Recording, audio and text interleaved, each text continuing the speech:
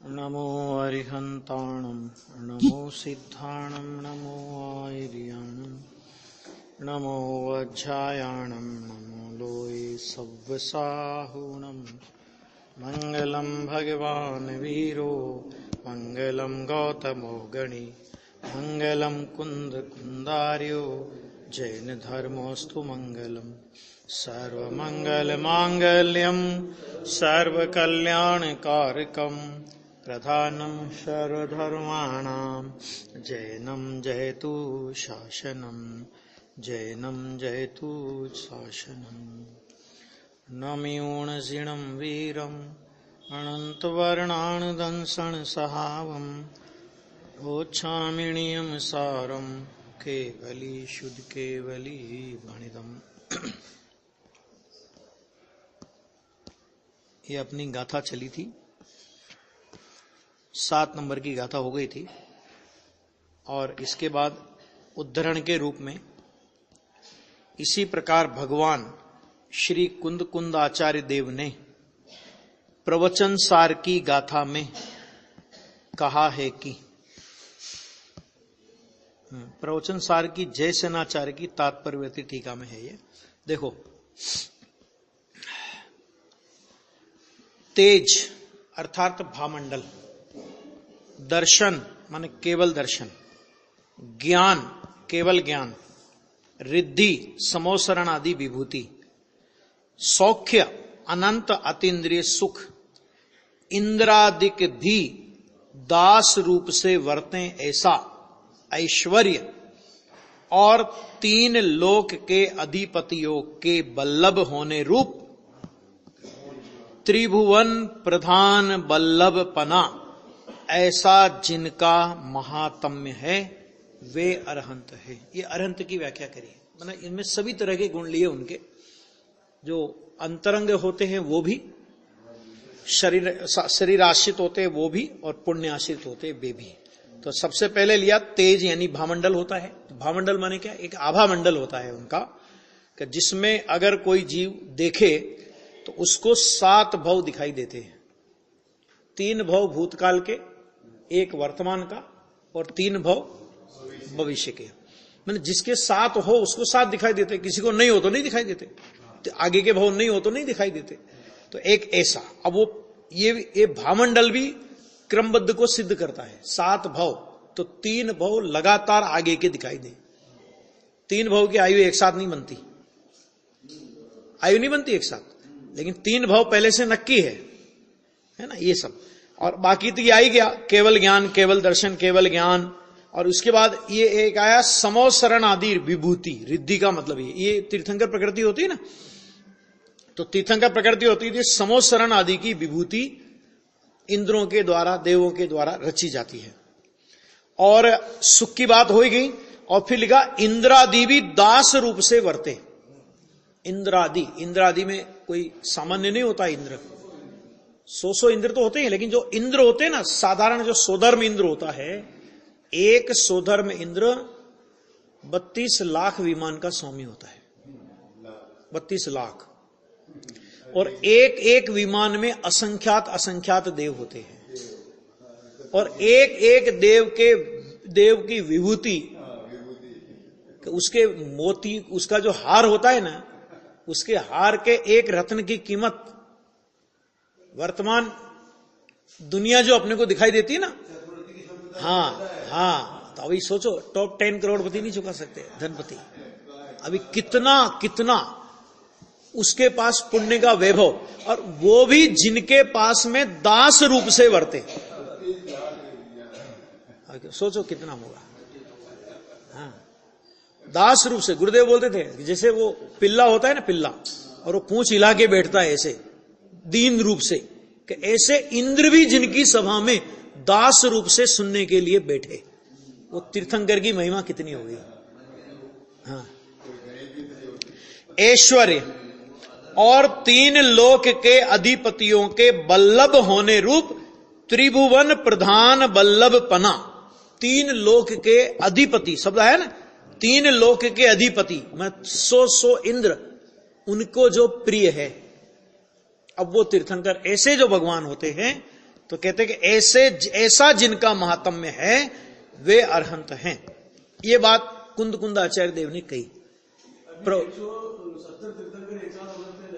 हाँ, विक्रिया पहुंचती सब जगह। सोदर्भ इंद्र, मूल सोदर्भ इंद्र कहीं नहीं जाता, सब उसकी विक्रिया होती है। ये विक्रिया से शरीर बनाता है वो, और वो पहुंचता है, एक साथ भी पहुंचेगा। हाँ, इसी प्रकार आचार्य देव,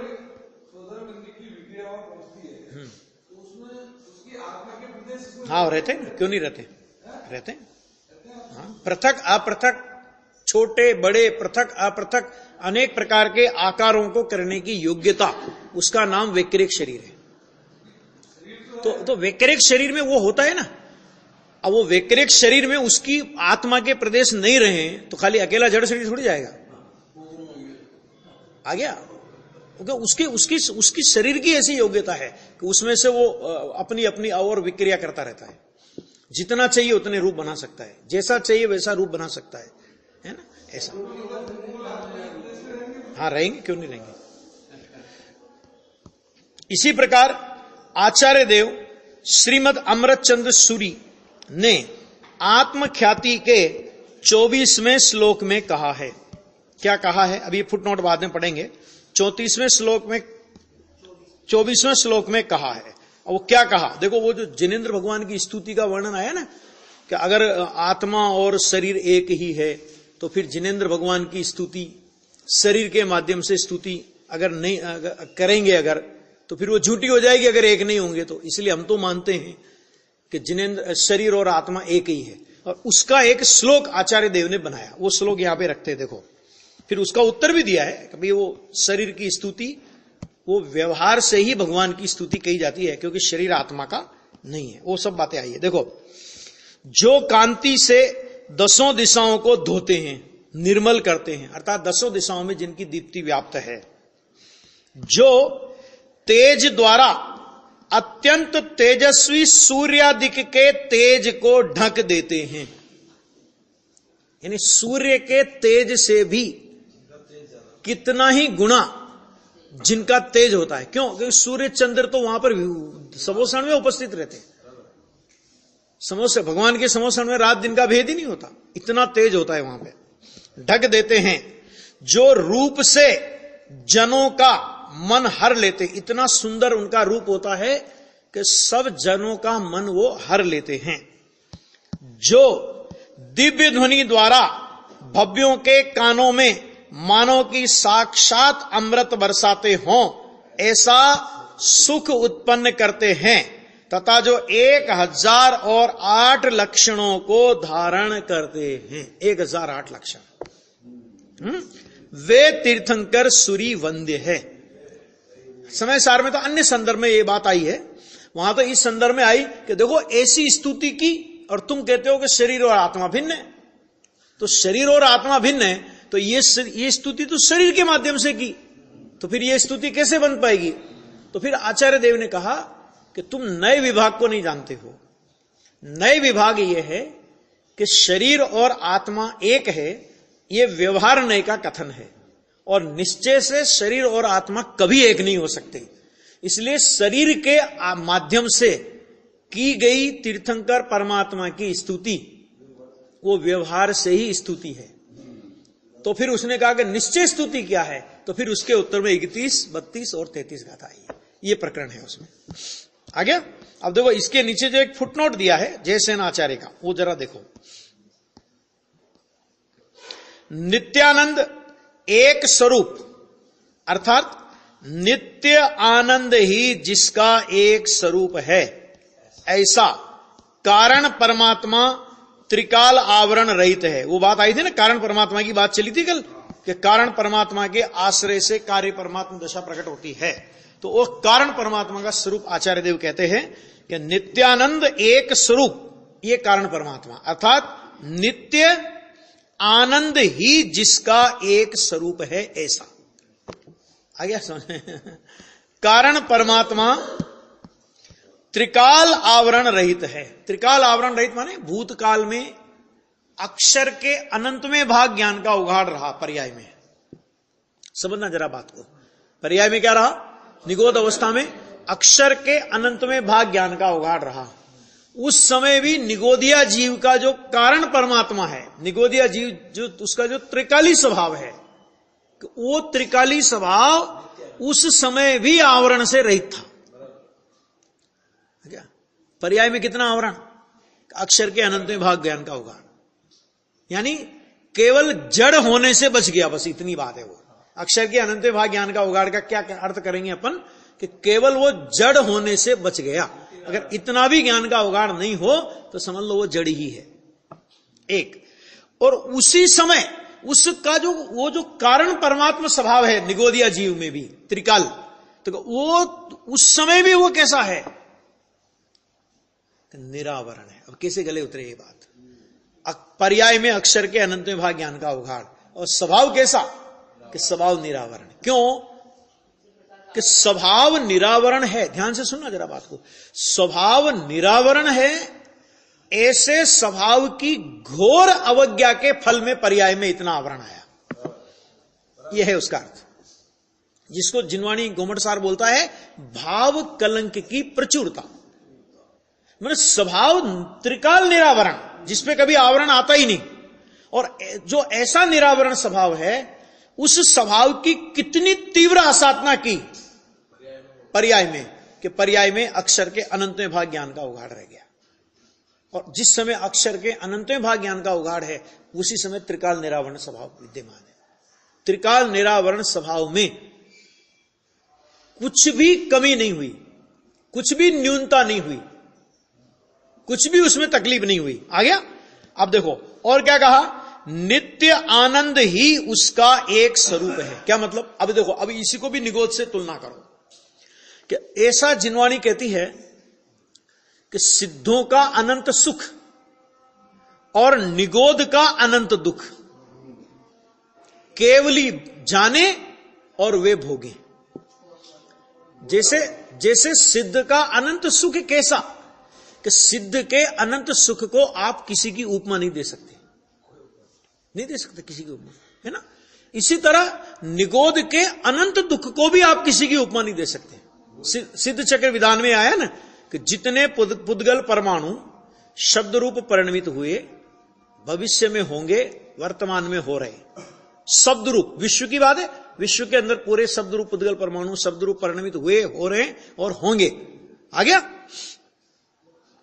कि उन सारी परमाणुओं की संख्या को गुणा इकट्ठा करो, कितनी संख्या आई? तो उन्होंने कहा अनंत, उससे आगे तो उत्तर ही नहीं है। कहते वो जो अनंत राशि आई, जो त्रिकाल शब्द रूप परिणमित परमाणुओं की, जेते कछु पुद्गल परमाणु शब्द रूप भय हैं अतीत और आगे होनहार हैं, कि उन सब की संख्या जो आई अनंत, उस अनंत की संख्या को अनंत से अनंत बार गुणा करो। पांचवी जयमाला के अंत में, पांचवी जयमाला के पहले सिद्ध पूजा में है, सिद्ध चक्र विधान में है, अनंत की संख्या को अनंत से अनंत बार गुणा करो। कितनी राशि आई? उत्तर तो ही आएगा अनंत अनंत। कि वो सब मिलकर सिद्ध भगवान के एक समय के अतीन्द्रिय आनंद का गुणगान करना चाहे तो कहते सिद्ध भगवान के एक समय के अनंत आनंद के अनंत में भाग को कहने में समर्थ नहीं है।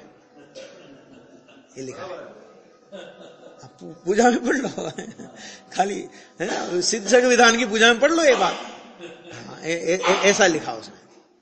तो जो ये बात सिद्धों के लिए लागू पड़ी, निगोद के लिए दुखों में यही बात लागू कर लो। इतना दुख तो पर्याय में इतना दुख, और उसी समय स्वभाव कैसा कि नित्य आनंद ही उसका एक स्वरूप है। कि भगवान आत्मा त्रिकाली कारण परमात्मा, अरे वो तो नित्य आनंद स्वरूप है। ऐसे नित्य आनंद स्वरूप की इतनी घोर विराधना कि पर्याय में अनंत दुख का वेदन करता है। स्वभाव कभी दुख में नहीं होता, स्वभाव कभी आवरण में नहीं होता, स्वभाव कभी अशुद्ध नहीं होता, स्वभाव कभी अपूर्ण नहीं होता, स्वभाव कभी विकारी नहीं होता, स्वभाव कभी विपरीत नहीं होता। और जो बोल स्वभाव में लागू पड़े, ऐसे स्वभाव की विराधना करने के फल में अशुद्धता, अपूर्णता, विपरीतता, अनंत दुख, ये जो भी दशा प्रकट हुई, अनंत आवरण, ये जो भी दशा प्रकट हुई, वो ऐसे स्वभाव का अनादर करने के फल में हुई है। अब सोचो कि इस जीव ने अपनी विराधना कितनी की है, दूसरों की तो क्या विराधना करेगा ये, लेकिन अपनी इतनी विराधना की कि इस विराधना के फल में ऐसे ऐसे महाकष्ट सहन किए, और महाकष्ट और ऐसी विषम परिस्थिति के बीच रहने पर भी भगवान आत्मा निरावरण और नित्यानंद स्वरूप त्रिकाल है। जिस समय तू देखना चाहे उस समय वो वैसा है, किसी भी पर्याय में देख ले। अब निगोदिया नहीं देख सकता तो उसकी क्या इलाज है? असंगी पंचेंद्रिय तक के जीवों को उस शुद्धात्मा को देखने की योग्यता ही नहीं है पर्याय रूप में, तो वे क्या करे? और अपन लोग संगी पंचेंद्रिय हुए, स्वभाव को देखने की योग्यता अपने को जागृत हुई है ना, और स्वभाव को देखने की योग्यता जागृत होने पर भी यदि हम ऐसे स्वभाव को नहीं देखें अथवा ये माने कि हम ऐसे स्वभाव को नहीं देख सकते, तो ये स्वभाव की विराधना के फल में 70 कोड़ा कोड़ी का बंद होता है। आपको पता होगा निगोदिया वगैरह इन जीवों को मिथ्यात्व से 70 कोड़ा कोड़ी का बंद नहीं होता। 70 कोड़ा कोड़ी का बंद होने के लिए भी संगी पंचेंद्रिय पर्याप्त पना होना चाहिए। क्यों? क्योंकि तेरे पास स्वभाव को जानने की, मानने की, अनुभव करने की, समझने की योग्यता है, और वो योग्यता होने पर भी तू उस योग्यता का उपयोग नहीं करता। ये इस बात का पाप है। उनको तो स्वभाव की विराधना का पाप है, लेकिन उनको स्वभाव की विराधना का पाप होने पर भी स्वभाव की आराधना की योग्यता उनके पास नहीं है। आगे समझ में? और हमारे को स्वभाव की विराधना का पाप भी है, और स्वभाव की आराधना कर सकने योग्य योग्यता होने पर भी हम आराधना नहीं करते, ज्यादा बड़ा पाप है। आगे समझ में? ये कह रहे हैं नित्य आनंद ही उसका एक स्वरूप है। प्रत्येक आत्मा शक्ति अपेक्षा से निरावरण एवं आनंदमय ही है। शक्ति अपेक्षा से मतलब अपने को ऐसा लगता है शक्ति मतलब जैसे थैली में बांध के आत्मा को रखा हो। शक्ति का मतलब पर्याय में उसकी अभिव्यक्ति नहीं। क्या कहा? समझ में आ गया? पर्याय में उसकी अभिव्यक्ति नहीं, इस अपेक्षा से उसे शक्ति कहा। लेकिन त्रिकाली स्वभाव को त्रिकाली स्वभाव की ओर से देखो तो त्रिकाली स्वभाव की अपेक्षा त्रिकाल अभिव्यक्ति है, पर्याय में अभिव्यक्ति नहीं है। नहीं तो वो नित्य उदय रूप होने से, नित्य उद्योत रूप होने से क्षणिक नहीं है। आ गया? ऐसा आनंदमय ही है। इसलिए प्रत्येक आत्मा कारण परमात्मा है। जो कारण परमात्मा को भाता है उसी का आश्रय करता है। भाता है माने उसी का आश्रय करता है, यही मैं हूं ऐसा अंगीकार करता है। वह व्यक्ति अपेक्षा से, मतलब प्रकटता की अपेक्षा से, पर्याय में परिणमन की अपेक्षा से, ठीक है, निरावरण और आनंदमय होता है। उपाय बता दिया। दूसरा कोई उपाय कर करके मर जाए। 142 नंबर के कलश में तो ऐसा लिखा कि तू बहुत घटाटोप करे, सब कुछ यम नियम सही सब कुछ करे और मर करके तेरा चूरा हो जाए तो भी ज्ञान की प्राप्ति तो नहीं होगी। 142 नंबर का कलश है, समय सार कलश टीका में।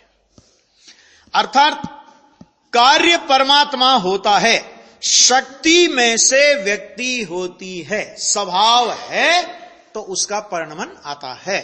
इसलिए शक्ति कारण है और व्यक्ति कार्य है।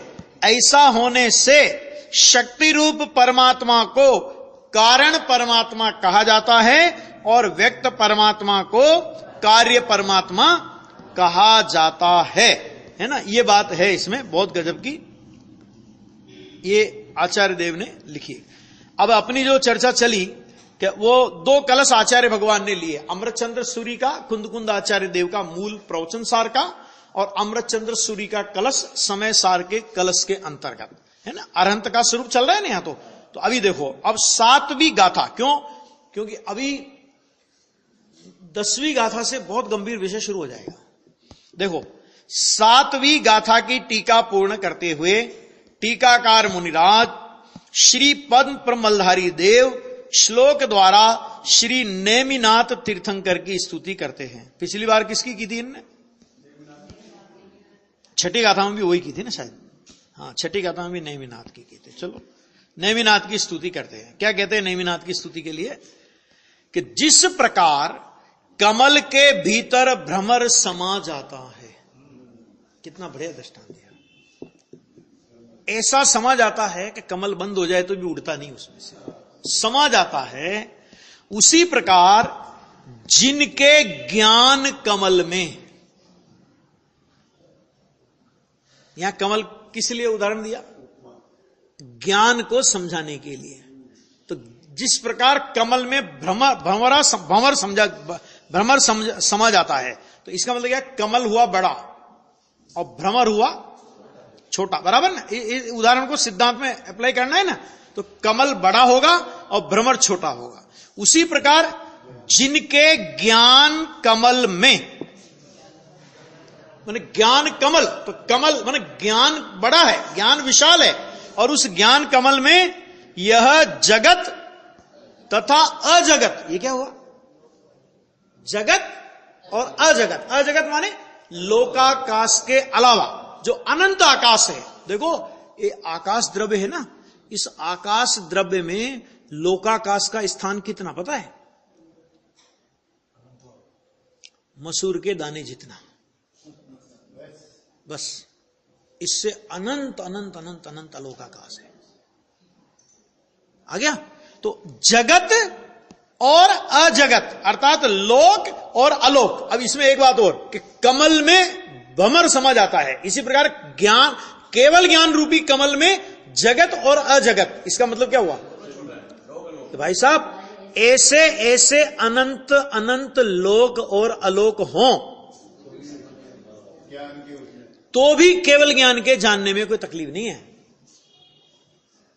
तो फिर केवल ज्ञानी का ज्ञान मर्यादित हो गया ना, कि है नहीं इसलिए नहीं जानते, तो निमित्ताधीन हो गया ना ज्ञान, कि है नहीं तो केवल ज्ञानी ये जानते हैं कि इसके अलावा कोई लोक अलोक नहीं है। एक पॉइंट। दूसरा, कि केवल ज्ञानी भगवान के ज्ञान में एक लोकालोक ही जानने में आता है या अनंत लोकालोक जानने में आते हैं? कैसे? कैसे? नहीं, कैसे? अनंत केवल ज्ञानी जानने में आ रहे हैं। एक केवल ज्ञान में अनंत केवल ज्ञानियों का केवल ज्ञान जानने में आ रहा है, और हर केवल ज्ञान में लोकालोक लोकालोक लोकालोक। अब ऐसे तुम विस्तार करो तो कितने लोकालोक को केवल ज्ञानी जान रहे हैं? अनंत अनंत। ऐसे भी ले सकते हैं। सदा स्पष्ट रूप से समा जाते हैं, अर्थात ज्ञात होते हैं। अनंत होने पर भी वो प्रतिबिंब उसी के प्रतिबिंब रूप है ना, एक की अनंत कॉपी, यूं समझ लो। आ गया? ऐसा। हाँ, उन नेमिनाथ तीर्थंकर भगवान को मैं सचमुच पूजता हूं कि जिससे ऊंची तरंगों वाले समुद्र को भी, माने दुस्तर संसार समुद्र को भी 2 भुजाओं से पार कर लूं। है क्या? दृष्टि ज्ञान और चारित्र। दृष्टि ज्ञान को एक में मिलाओ और चारित्र को दूसरे, ऐसी 2 भुजा, कि इन 2 भुजाओं से उस संसार समुद्र को तिर लूं कि जिसमें ऊंची तरंगों वाला जो समुद्र, ऊंची तरंगों वाला समुद्र माने 4 गति 84 लाख योनियों की तरंगे हिलोरे मार रही है। भव समुद्र है ना, तो भव समुद्र में तरंगे हिलोरे मार रही है। ये नदी और वो नहीं है, क्या बनाते हैं आजकल वो बांध वान कहां गए, वो घर में नहीं बनाते, स्विमिंग पूल नहीं बनाते, तो उसकी लहरें नहीं है, समुद्र की लहरें।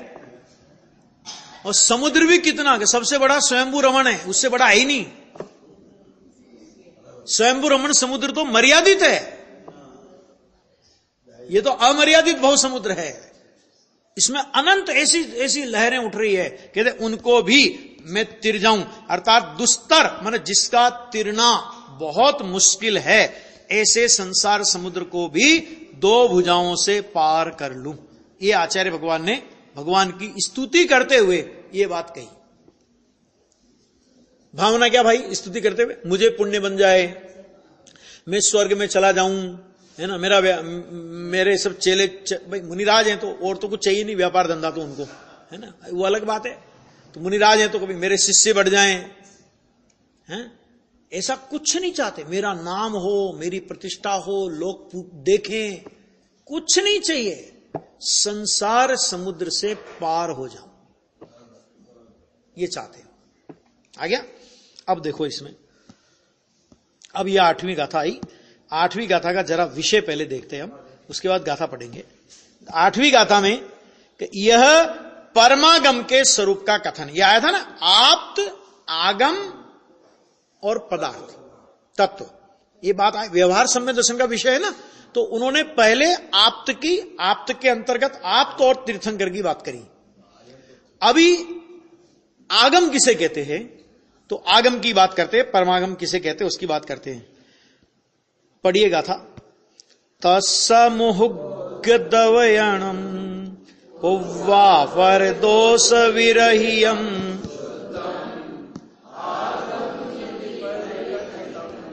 तेन दुकैयाहवन्ति तच्छथा परमात्मे वाणी शुद्ध पूर्वा पररहित विरोध है, आगम वही देती वही तत्वार्थ का उपदेश है। देखो क्या कहते हैं, उनके मुख से निकली हुई वाणी जो कि पूर्वापर दोष रहित, माना आगे पीछे के विरोध रहित और शुद्ध है। ये स्तुति में बोलते हैं ना, परमागम कहलाए जिनवाणी, पूर्वापर सब दोष रहित है, पाप क्रिया से शून्य शुद्ध है, परमागम कहलाए जिनवाणी। ये समझ लो, इन्हीं गाथाओं का अनुवाद करके वो स्तुति बनी है। तो कैसे होती है भगवान की वाणी, तो उसमें कहते हैं कि एक तो उनके माने परमागम तीर्थंकर परमात्मा की जो बात चली आ रही ना, तो उनके मुख से निकली हुई, मुख से माने एक मुख से वाणी नहीं निकलती है, हालांकि निकलती सर्वांग से है, लेकिन लोक में बोलते हैं ना, मुंह से बोलते हैं, तो उस भाषा में बात की है कि वाणी जो कैसी वाणी, कि जो कि पूर्वापर दोष रहितम शुद्धम, पूर्वापर माने आगे पीछे, माने पहले कुछ कहे बाद में कुछ कहे, ऐसा नहीं। कहीं से भी आप पढ़ो, किसी भी अनुयोग को आप पढ़ो, किसी भी जिनवाणी को आप पढ़ो, सर्वज्ञ की वाणी है। इसका सबसे बड़ा प्रमाण यह है कि उसमें पूर्वापर दोष नहीं होता। आ गया? आगे पीछे के विरोध रहित और शुद्ध है। कैसी है वो वाणी? कहते शुद्ध है, उसे आगम कहा है और उसने तत्वार्थ और उस तत्वार्थ कहे गए हैं। उस वाणी में क्या कहे गए हैं? तत्वार्थ, क्योंकि आगे तत्व की चर्चा करनी है ना, तो उसकी भूमिका यहां बांध दी। सर्वज्ञ देव धर्म के मूल, सर्वज्ञ देव के मुख से निकली हुई वाणी पूर्वापर दोष रहित शुद्ध, और उस वाणी में क्या प्रतिपादित किया, तो उन्होंने कहा उस वाणी में तत्वार्थ प्रतिपादित किया। इस तरह आप्त, आगम और तत्वार्थ आ गया, ये व्यवहार सम्यक दर्शन का विषय है।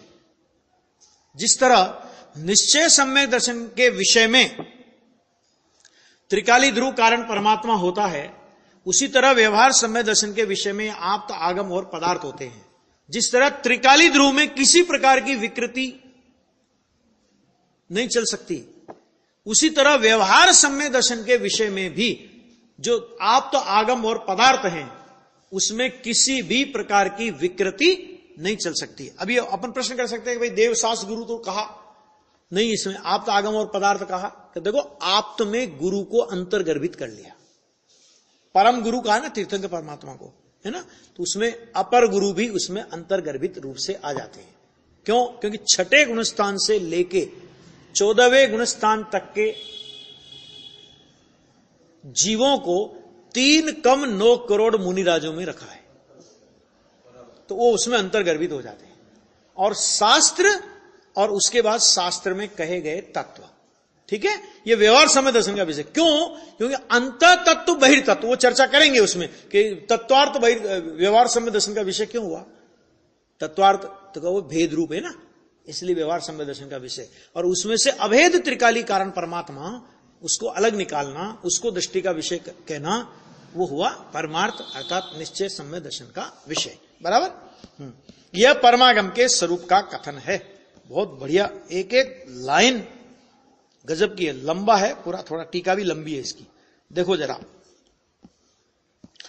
उन पूर्वक परमेश्वर के मुख कमल से निकली हुई चतुर्वचन रचना का विस्तार, तीर्थंकर भगवान के मुख कमल से निकली हुई चतुर्वचन रचना का विस्तार। चतुर किसे कहते हैं? चतुर, प्रयोजन को साध ले उसे चतुर कहते हैं।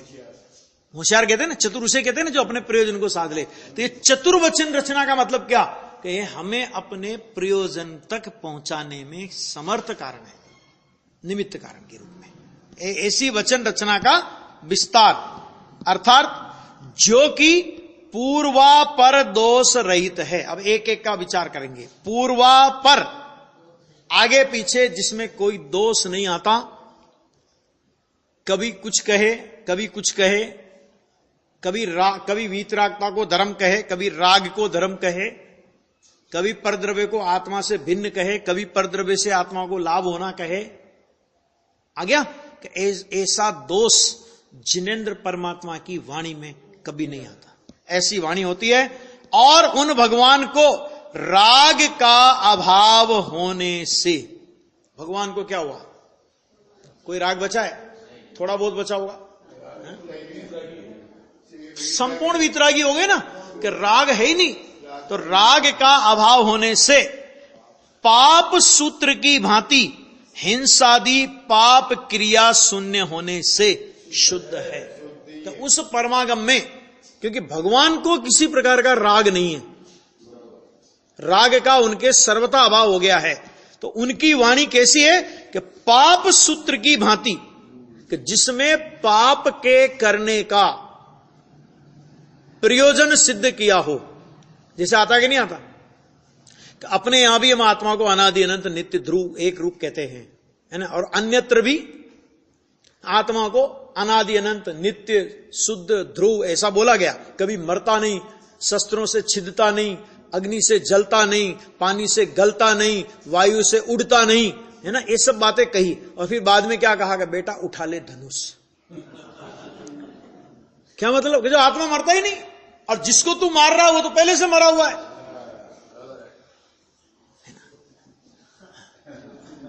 हो गया? ये हो गया, ये निमट गया पूरा। अपने यहां अनादि अनंत कहा, तो अपने यहां मरण का भय मिटाने के लिए और अनादि अनंत नित्य स्वभाव की दृष्टि कराने के लिए आत्मा को अनादि अनंत आत्मा है ना। वो आत्मा ऐसा है ना, पर्याय बदल गई। इसमें एक बहुत बढ़िया आएगा कि जैसे एक मनुष्य, नियम सार में एक उदाहरण आता है बहुत बढ़िया, कि जैसे एक रागीर होता है। अब रागीर सड़क पे चल रहा है, दोनों तरफ वृक्ष हैं, बड़े बड़े वृक्ष लगे हैं, तो दोनों तरफ लगे हुए वृक्ष की छाया उस रागीर पर पड़ रही है, और छाया बदलती जा रही है, छाया बदलती जा रही है, छाया बदलती जा रही है। रागीर वो का वही है। आ गया उदाहरण समझ में? इसी तरह अनेक प्रकार की पर्याय बदलती जा रही है, लेकिन ध्रुव शुद्धात्मा वो का वही है। आ गया? तो अपने यहां भी नित्य कहा और वहां भी नित्य कहा। यहां नित्य का दृष्टि करने के लिए, वहां नित्य का दूसरों को मारने के लिए। मार दे बेटा, चला दे तू, कुछ नहीं। जो जिसको तू मार रहा है, अरे वो तो पहले से ही मरा हुआ है। इसको बोलते हैं पाप सूत्र की भांति हिंसादि पाप क्रिया शून्य होने से शुद्ध है। माने कदाचित, देखो ध्यान देना यहां पे जरा, कि पाप तो किसी अपेक्षा करने योग्य कहा ही नहीं।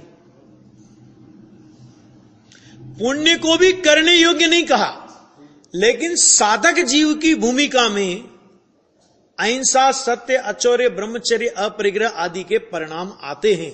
तो उनका निरूपण जिनवाणी करती है कि ज्ञानी की भूमिका में कैसा कैसा राग होता है, उसका निरूपण जिनवाणी करती है।